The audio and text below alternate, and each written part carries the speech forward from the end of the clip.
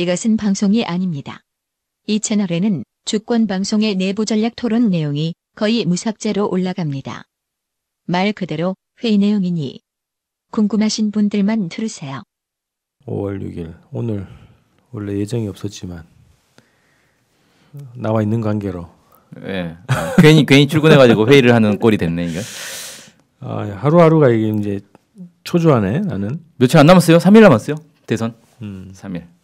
오늘 저기 문재인 후보가 공약을 이행하려고 홍대 앞 프리허그를 한다더만. 공약을 한 건 25% 넘어서면 사전투표가. 사전투표 25% 이상이면 프리허그 한다 그랬는데 초비상이라는데. 경호팀에서. 그 뭐 일베예요? 일베로 확인됐나요? 아무튼 뭐 테러 하겠다라고. 자수했다고 뭐 했다더만. 했다가 자수를 하고 뭐 그랬는데. 나는 그것도 약간 좀 이제 불안한 게 자수를 했으면 이제 테러는 없겠구나라고 생각하면서 경호가 빈틈이 생길 거라는 거예요. 안도를 하면서. 그 틈을 노려서 테러를 할 수도 있다.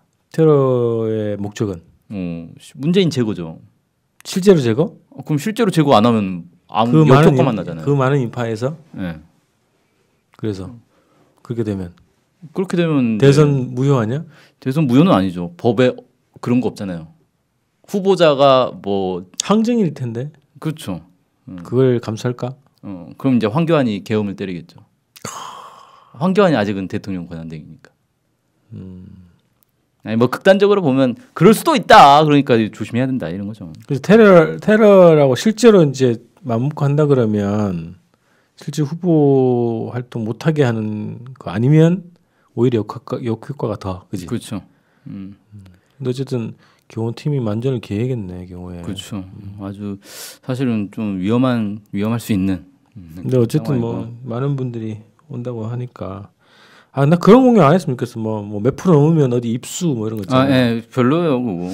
그 어디 미국 방식 아니야? 외국에서 그런 거 많이 하는 것 같은데. 근데 이거는 사실 되게 오래 전부터 뭐 예전에도 그런 거 많이 있었잖아요. 뭐 무슨 당이 국회의원 몇 명 이상 되면 뭘 하겠다 뭐 이런 식의 것들 많이 있었는데 저는 이게 약간 좀 찜찜한 게 투표율 많이 나온다거나 아니면 득표 많이 한다거나 이런 건 이제 국민들의 선택이란 말이에요. 국민들의 선택을 가지고 약간 무슨 내기하듯이. 그렇지. 좀 보기에 좋진 않다. 너무 가볍게 보인다. 그리고 저기 누구냐 새누리당 요즘에 입에도 안 붙어. 자유한국당하고 자유바른정당하고. 그러니까 얘네들은 약속도 안 지킨다고 공약을 해놓고 만약에 누가 되면 영도다리에 빠져 죽자. 지금 홍준표 후보 같은 경우는 논란이 있어요. 죽겠다고 한 데가 너무 많아가지고 어디서 죽을지를 모르겠어요. 그거 좀 약간 섬뜩한 용어긴 한데 뭐 그런 거 있잖아. 곳곳에서 뭐가 발견되는 거. 자, 그래서 아직 1,100만이면은 이게 사전 투표에서는 지난 총선의 2배라고 하던데. 네, 사상 최대다 이렇게 얘기하고. 왜 그랬는지 어제 얘기 잠깐 하긴 했는데 하루라도 빨리 끝내고 싶어서 박근혜 체제 찌끄레기를 빨리 끝내고 싶다. 이런 그래도 사전 투표를 많이 한다고 해서 대선을 안 하는 것도 아닌데요. 그러게. 아니 근데 그 마음의 표출이기도 하고.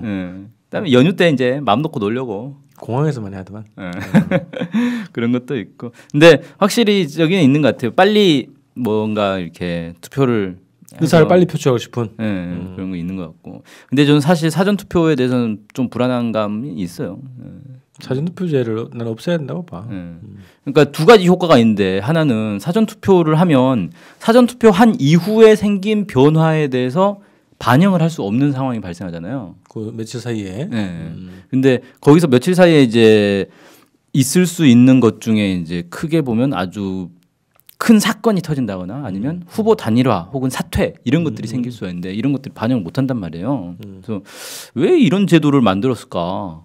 뭐 사람들의 투표 참여 얘기하는데 실제로 투표 당일날 모든 기업들 공공기관에서 투표를 의무화시키고 투표 시간 보장을 완전히 강제해야 되는 방식으로 가야 되는데 뭐 현실적으로 얘기하면서 이제 투표 참여를 높이기 위해서 이런 제도를 둔다 이런 얘기했단 말이야. 그래서 그건 오히려 본질적인 문제를 가리는 방식이다. 좀 저는 약간 납득이 안 가는 게 이게 사전 투표가 진짜 편한 게 뭐냐면 아무 데서나 가서 그냥 해도 되잖아요. 그 주민증만 있으면 되지. 네, 그래서 그 저희 이제 그 친척들도 보니까 그 기차 타고 가다가 역에서 딱 내렸는데 역 그래? 안에 여기 안에 있어? 사전 투표소가 있었대요. 그래갖고 잘 됐다 그러고 그냥 투표를 했다는 거예요. 그러니까 투표할 생각이 있어서 간 것도 아니었고 가다가 사전 투표소 있길래 그냥 들러서 한 거예요. 야. 그렇게 되게 편하거든요. 그러면 대선 날도 그냥 그렇게 하면 안 되나? 꼭 자기 집 근처에 투표소를 가서 해야 되나? 그런 생각이 들더라고요. 그러게. 그냥 대선 날도 다른 사전 투표랑 마찬가지로. 아니 이게 우리가 이게 불신할 수밖에 없는 게 이 투표를 하면 자기 주소지로 등기로 간단 말이야. 예. 근데 우리가 경험상 보면 예전에 정동영 의원이 강남에 출마했을 때 투표함 완전히 부셔버리잖아. 그리고 관리도 안 되는 이 정도의 실력을 가진 선관위를 믿고 어떻게 투표를 하냐 이거지. 그렇죠. 그래서 저는 사전 투표 뭐 이렇게 날짜 미리 하고 이런 거 하지 말고 부재자 투표는 근데 어쩔 수 없이 해야 되는 거고 그런 거 말고 그냥 당일날 당일날 아무데서나 투표할 수 있게 하자. 그래요? 그리고 에이 그러지 말고. 아니 왜요? 다시 또 우편으로 가야 되잖아. 아니 그 우편으로 보낼 이유가 없어요 사실. 그 자리에서 까면 산다? 되잖아요. 그 자리에서 까면 되는 거잖아요. 선거인명부 확인이 되나? 그걸 요즘 컴퓨터가 얼마나 발달했는데 그걸 못 합니까? 네. 그러니까 이게 사전 투표를 할 수 있는 것도 인터넷을 통해서 실시간으로 확인이 되는 거잖아요. 이 사람이 사전 투표를 했는지 안 했는지. 그러니까 가능한 거란 말이에요, 이게. 선거인명부도 온라인으로 확인한다. 그래서 사전 투표가 가능한 거거든요, 사실. 그럼 저거는 안 되겠네. 뭐 지역별로 득표 뭐 이런 거는. 그렇죠. 그거는 이제 현장에서 그냥. 근데 지역별 득표율을 아는 게 그렇게 중요합니까? 사실 투표율 높이는 것보다 그건 아니잖아요. 그렇지. 그거 한번 고민해봐야겠다 진짜. 선거 끝나자마자 제도 개선이 필요하다. 사전 투표를 없애자. 네, 새로운 뭐 번째. 선관위도 해체하자라고 주장하는 마당에 뭐. 그래, 난 선관위 해체 주장. 사전 투표와 동시에 선관위도 해체. 자, 뭐냐? 저거 얘기 좀 해야 되는데. 어떤 거요? 요즘에 난 우리가 처음에 그 보수 삼자연대 해가지고 안홍유를 얘기했단 말이야. 네. 근데 이게 홍은 빠지고 이상하게 뭐야? 안유심 맞아? 아 유심안. 유심안.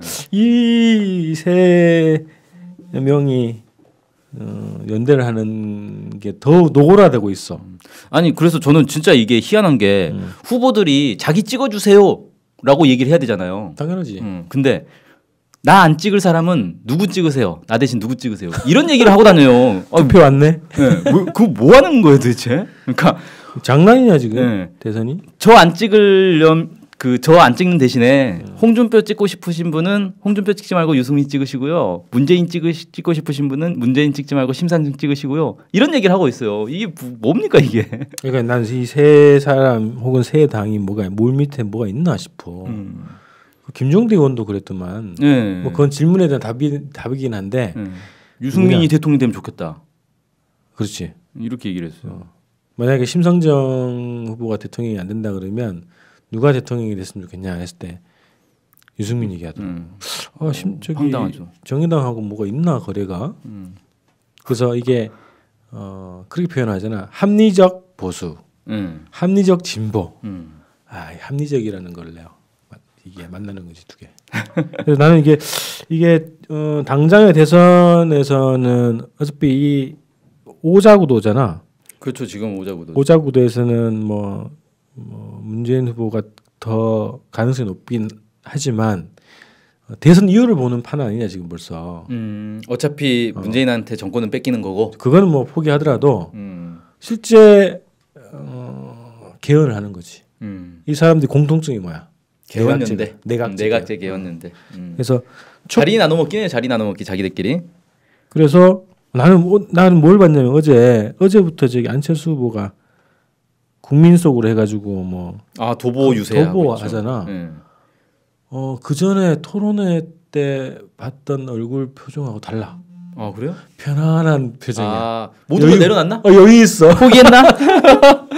그래서 이번 대선판은 뭐 문재인 후보가 뭐 1등 하더라도 내년에 내각제 개헌을 통해서 실제 권한을 권력을 얻을 수 있다라는 담보를 받은 게 아닐까? 혹 확신을 얻은 거 아닐까? 그래서 얼굴 너무 표정이 막 편하더라고. 누구한테 담보를 받아요, 근데? 아니 뭐 저기 물 밑에 뭐가 있었겠지. 민주당하고? 아니 그러면 그 이제 안유심 이렇게 네. 삼자 플러스 개헌에 찬성하는 자유한국당도 찬성하잖아. 네. 내각제로. 네. 그 정도의 판단은 있겠지. 아니 그러니까 그 사람들이 개헌을 한다고 해도 어쨌든 대통령은 문재인이잖아요. 총리가 되는 거잖아. 아 당이 그 3자가 이제 연립정부를 구성할 수 그럼. 있으니까 연정을 하는 거지. 통합 뭐 연정해가지고. 아 진짜 하긴 연정을 하면 다수당이 결국은 저기 하니까 총리를 내세우는 거니까. 그렇지. 아하. 그래서 지금 이게 근데 그 헌법을 개정할 만큼의 의석수는 안 될 텐데 세 당 다 합쳐도 3분의 2가 자유한국당도 저기 지지하잖아. 3분의 2가 돼야 되는데. 민주당이 안 돼. 민주당 내에서도 있지. 민주당 내에서도 내각제 개헌을 찬성한다. 있지. 찬성론자가 많아. 자유한국당, 바른정당, 뭐 정의당, 국민의당 다 합치고 민주당 일부가 붙으면 되는 거지. 그렇군요. 아 이게 참. 그러니까 이거는 사실상 그거네요. 대선에선 졌어도 정권은 획득할 수 있다. 그렇지. 아 진짜 본 게임은 내년이다 이렇게 생각할 수도 있다는 거야. 거의 그 저기가 아베랑 비슷하네. 아베가 헌법을 개정할 수는 없지만 해석 개헌이라는 걸 하잖아요. 그냥 해석을 그러니까 헌법 해석을 내 맘대로 하면 된다. 헌법은 가만히 놔두더라도. 그래서 내가 볼 때는 이 사람들이 요즘에 며칠 전부터 뉘앙스가 좀 바뀌었잖아. 막 던지잖아. 막 던지고 서로 칭찬해주는 분위기. 안철수는 둘 다 까. 문재인, 홍준표 다. 유승민은 유독 또 이상하게 문을 까는 게 아니라 홍을 까. 없어져야 된 당이다. 그렇죠. 홍을 깐다고. 그럼 개인적 원한이 좀 있을 것 같기도 하고요. 뭐 그러기도 하겠지. 신문 어때? 심은 지금 문을 까면서 유를 띄워. 그렇죠. 아 근데 그 심상정 그 발언은 나 진짜 사실인지는 확인을 해봐야 할 것 같은데 문재인을 찍으면 개혁을 뭐 포기하는 거다? 아니 개혁을 미루려면 문재인을 찍어라. 개혁을 미루려면 문재인을 찍어라. 그러니까 문재인 찍는 국민들은 개혁하기 싫어하는 국민들이다 이 얘기 아니에요? 우리 어제 얘기했어. 책임져라. 당신들이 찍어서 개혁이 이렇게 안 되는 거니까 당신 잘못인데 뭘 국민들을 뭘로 보는 거예요? 협박하는 거지. 이 멍청한 국민들아 뭐 이런 거 있잖아. 와 진짜 너무한다. 입진보스러운 거지. 그래서 나는 이게 촛불 민심을 철저하게 지금 촛불 대선은 세월호 대선이고 촛불 대선은 적폐청산의 새로운 대한민국으로 가자. 그렇죠. 그래서 정권 교체가 시대 정신 아닌가 지금 당면 그럼요. 선거에서 모든 것에 앞서서 정권 교체가 지금 가장 정권 교체가 아니라 무슨 뭐 문재인 심판, 홍준표 무슨 뭐야 누구 심판 대상이 없어졌어. 다 새로운 걸 다 낡았으니까 뭐 새로운 걸로 가자. 저는 어떻게 또 생각이 되냐면 지금 이제 이제 안철수 후보 같은 경우는 문재인 패권 이거를 명분으로 해서 탈당을 해가지고 그래. 자기 당을 만들고 계속해서 이 패권 세력을 집권시키면 안 된다 이 얘기를 하고 있는 거잖아요. 반패권 얘기하면서 친문 친박 다 패권 세력 얘기하죠. 그러니까 이게 적폐청산보다 패권 청산이 더 중요한 거예요 이 사람한테는. 그의 시대 정신이라고. 거의 그런 이제 분위기가 되면서 문재인 찍을 거면 심상정 찍고 뭐 홍준표 찍을 거면 유승민 찍고 이러면서 사실상 지금 자기를 중심으로 해서 새로운 세력을 만들고 있는 거거든요. 그러니까 뭐 패권을 비난하면서 사실은 자기 패권을 만들고 있는 거다 이건. 그런 좀 씁쓸한 이중적 태도. 그래서 이게 촛불 민심, 촛불의 지향을 흐리는 미꾸라지 같은 행보를 하고 있다는 거지. 미꾸라지까지 나왔습니다.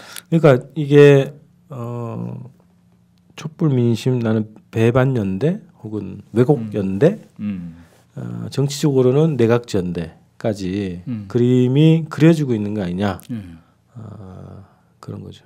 그리고 정확하게 유승민 뭐 차라리 유승민 찍어라 뭐 유승민이 낫다 뭐 이런 얘기를 하시는 분들이 있는데 유승민은 정확하게 적폐 세력이에요. 새누리당이 있었잖아요. 적폐 찌끄레기지. 그리고 심상정이 저기 누굽니까? 안철수? 박근혜 비서실장도 했었고 그렇지. 박근혜 뭐 경제 교사?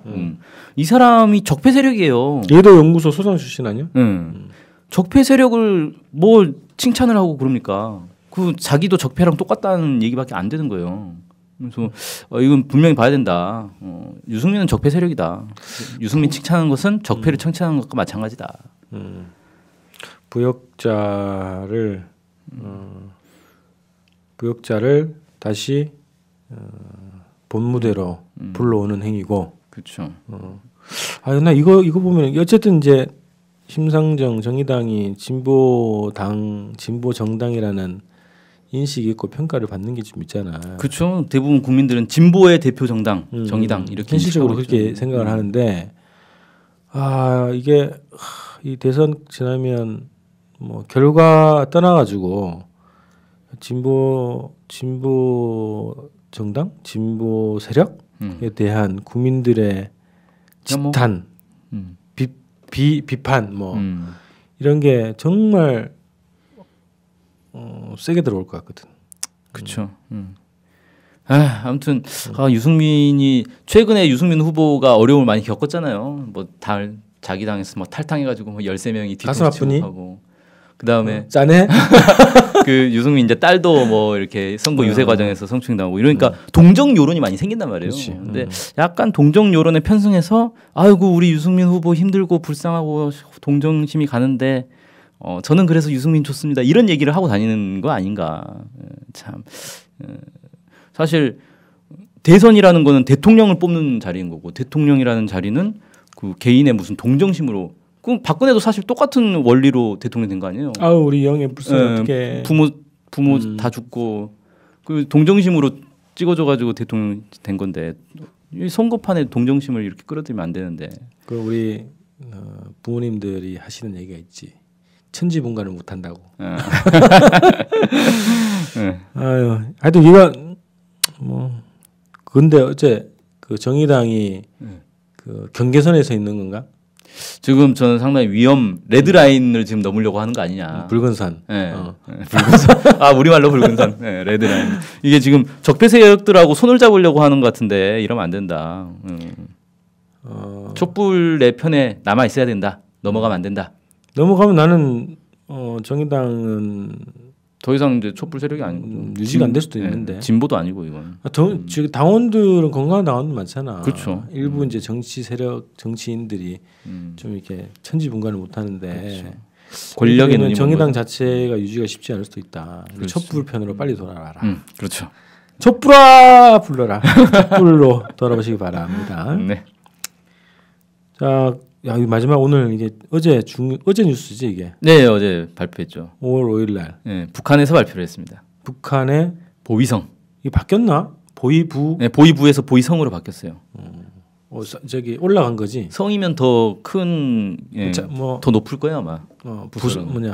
장관급 같은 건가? 네, 그렇죠. 거기서 무슨 대변인 성명.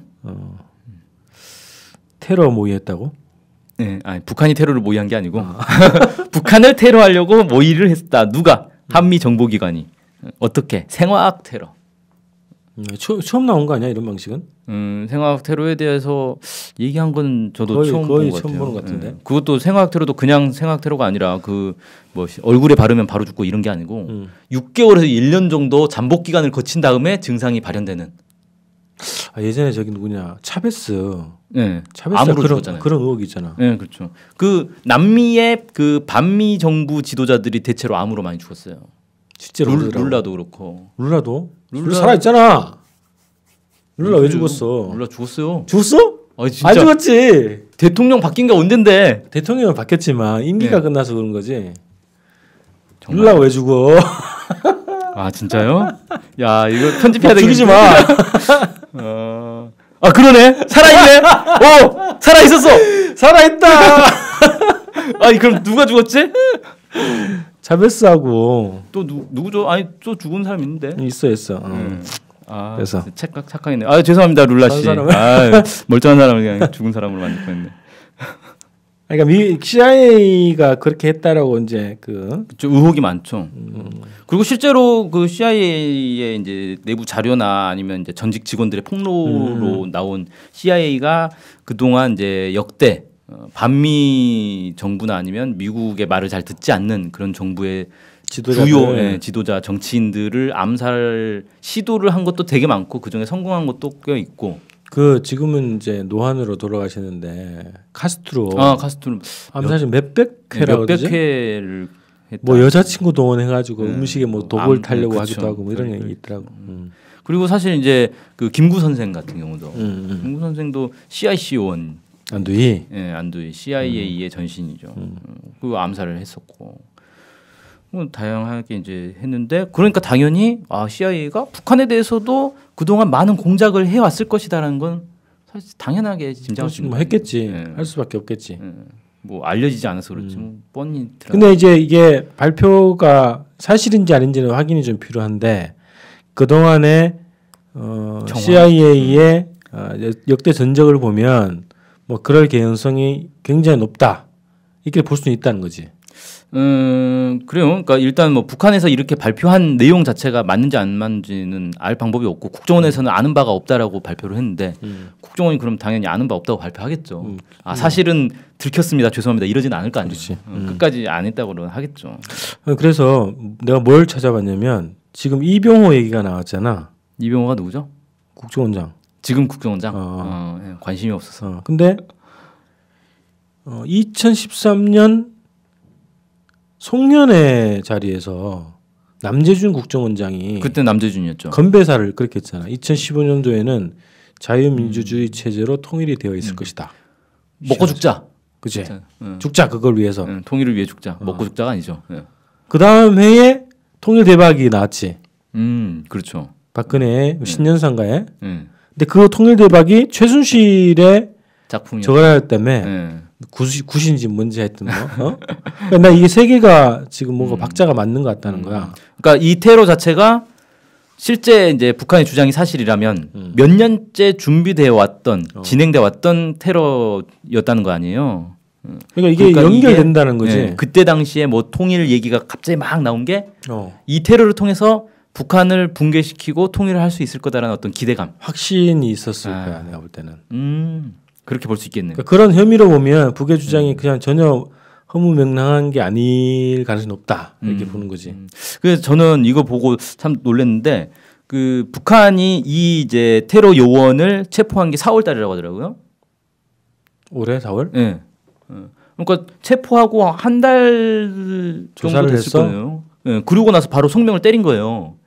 그 얘기는 뭐냐면 이 사람이 잡히자마자 술술 불었다 해도 북한은 그걸 검증을 해야 될 거 아니에요. 이 사람 말만 믿고 성명을 발표할 수는 없는 거고. 그래. 그러니까 이미 다 파악을 하고 있었다. 테러 준비하고 있는 거를 다 파악하고 있다가 이 사람 체포하고 바로 성명 사실하긴. 예. 이런 것들 너네 한 거 맞지? 다 준비가 돼 있던 거 아니냐 북한 입장에서. 그래서 바로 성명 때릴 수 있었던 게 아닌가 이런 생각도 들고 그렇게 되면 4월 초에 이 사람이 체포가 됐을 거 아니에요. 그러면 그 혼자 뭐 공작을 하지 않았을 거고 공작원이 여러 명 있을 거 아니에요. 뭐 해외에도 있고 그러겠지. 네, 연결망들이 다 있을 건데 그러면 이 사람 체포된 걸 파악을 했을 거 아니에요. 그럼 미국 입장에서도 비상이 때려졌겠죠. 와, 이 사람 통해서 우리가 북한 지도부를 암살하려고 했는데 비상 뭐 생화학 물질까지 막 준비 다 해놓고 전달을 했는지 안 했는지 모르겠지만 이거 들통나면 큰일 난다. 그래서 CIA 국장이 급하게 한국에 온 거 아닌가. 4월 말에. 네. 4월 언제 잡혔다는 거야? 날짜는 모르겠어요. 4월이라고만 저는 본 것 같은데 2013년, 2014년 6월에 이 테러범을 매수를 해가지고 북한에 진입시켰다 이런 거고. 그 폼페오가 온 게 연관돼 있다. 있을 수 있다 저는. 어쨌든 대책을 이거 빨리 어떻게 무마할 것인가 대책을 세워야 될 거 아니에요. 근데 폼페오가 연평도를 갔더라. 그렇죠. 극비로 왔다 하더니 사진도 남겼대. 극비리의 사진 몰카 찍어가지고 남겼나? 보도에 나오더라고 뉴스에. 연평도를 갑자기 뜬금없이 갔을까? 불안했나? 들켜가지고 혹시 북에서 연평도면 북한하고 아주 가깝지 않습니까? 제일 거기 사건도 있잖아. 그래서 거기서 바로 북한하고 휴대폰으로 통화를 할 수 있지 않았을까? 그런 건 아니고 혹시 이게 들켰는데 이 보복을 하려고 하지 않을까? 그 때문에 간 거 아닐까? CIA 국장이 거기 간 게 희한하잖아. 그렇죠. 완전 보통 무슨 뭐 이슈죠. 한미연합 사령관이 가든 뭐 그지? 가끔 근데 이렇게 뭐 가긴 해요. 그 옛날에 부시도 그거 하지 않았어요? 비행기 타고 최전방 한 바퀴 돌고. 그러냐? 부시 대통령 한국 와가지고 전투기 타고 직접 오바마인가? 휴전선에 가는 건 연례 행사인데 연평도는 연평도는 가진 않았었는데 아무튼 그러니까 이런 계통에 있는 사람들이 최전방을 딱 방문해서 와 우리는 이렇게 용감하고 북한을 이렇게 군사적으로 압박한다라는 메시지를 던지는 용으로. 그러니까 사실 근데 국비리였다며. 국비리라고 말은 하면서 언론에 다 흘렸잖아요. 이건 이제 북한 보라고 하는 거죠. 그러니까 연평도 방문도 참 특이하고 심상치 않고 CIA 국장이 거기까지 날아갈 그리고 특히 대선 시기에 날아갈 이유가 무엇일까 추리를 많이 하는데 우리가 대선 관련한 거 또 북미 관계 관련한 거 얘기했는데 혹시 이 사건하고 관계 있을 수도 있겠다. 그렇죠. 싶은 거네. 어쨌든 이게 트럼프가 한 건 아니잖아요. 그 이전 정부가 추진했던 사업이잖아요. 이 사업은. 그러겠지. 트럼프 입장에서 약간 억울할 수도 있을 것 같고. 그래서 경질을 시켜? 그래서 기분이 나쁜데 트럼프 입장에서는 뭔가 이렇게 이걸 계기로 해서 북한하고 뭔가 협상을 할 수도 있다. 야 이건 내가 한 게 아니고 내 이전 정부가 한 거고 트럼프의 대외 정책의 핵심 중에 하나가 CIA를 통한 이 정권 붕괴 정책을 하지 않겠다는 거잖아요. 공식 발표한 거야? 그게 그러니까 CIA라는 표현은 없고, 그러니까 그 다른 나라의 정권 붕괴 정책을 하지 않겠다 이렇게 공식 발표를 한 걸로 알고 있어요 저는. 그래서 거기에도 맞지 않고. 그래서 북미 간의 관계 모색을 할 수 있는 계기가 될 수 있겠다 이게. 트럼프 입장에서 오히려 여기에 대한 해명을 내가 하겠다. 그러면서 북한하고 오히려 접촉을 할 계기가 되지 않겠나. 어쨌든 이게 사실이면 진짜 심각한 거야. 그렇죠. 그래서 어떻게 해야 되냐? 남재준을 조사를 해야 되나? 남재준 이거 들통날까봐 대선 후보에서 사퇴를. 그러니까 그것도 왜 나왔나 싶기도 한데 또 왜 사퇴했나? 그러니까 나온 것부터 좀 항상 이 사람 뭐야? 정보수장이 대통령 후보 나오는 거가 없잖아 원래. 그렇죠. 국정원법 위반 아니야? 국정원법에 그런 것까지 있을지는 모르겠는데. 근데 뭐 사실 푸틴 KGB 출신이잖아요. 푸틴을 좀 롤 모델로 생각하나? 아무튼 근데 이게 전 또 어떻게 생각이 드냐면 이제 이거랑 관계 없을 수도 있고 CIA 국장이 연평도로 갔다 오고 지금 그 칼빈슨호 동해에서 훈련하고 있고 트럼프는 정상회담을 할 수 있을 것처럼 얘기를 하지만 실은 한쪽에서는 여전히 전쟁 위기 증폭에 힘을 쓰고 있다. 그래서 트럼프가 또 이렇게 막 정상회담 한마디 내뱉었다고 해서 사람들이 다 와 국면이 이제 대화 국면을 바뀌었다라고 막 들떠 있는데 그럴 것도 아니다. 항상 미국은 내가 딱 분석하는 거는 실제로 군사적인 전세가 좀 역전이 되거나 힘의 우위가 좀 판별이 돼야 대화가 순조로워지는 것 같더라고. 팽팽한 상황에서는 대화가 형식적이고. 그렇죠. 그래서 어쨌든 뭔가 이 군사적인 대결에서 힘의 우위가 좀 기울어져야 대화가 좀 순조로워질 것 같은데 어쨌든 여전히 대화와 충돌, 긴장이 공존하고 있다. 이런 거. 네. 근데 이게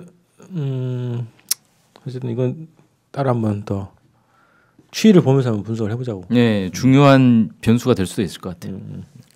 자 오늘 6일이지. 네, 5월 6일. 내일 나오니? 내일 일요일이라 좀 쉬고 싶네요. 난 당직인데. 뭐 없으면 나 혼자라도. 혼자 회의하는 건 참 이상한 회의인데. 혼자라도 밥을 먹고. 한번 봅시다 뭐. 오늘 마칠까 이렇게? 네, 마칩시다. 끝. 네.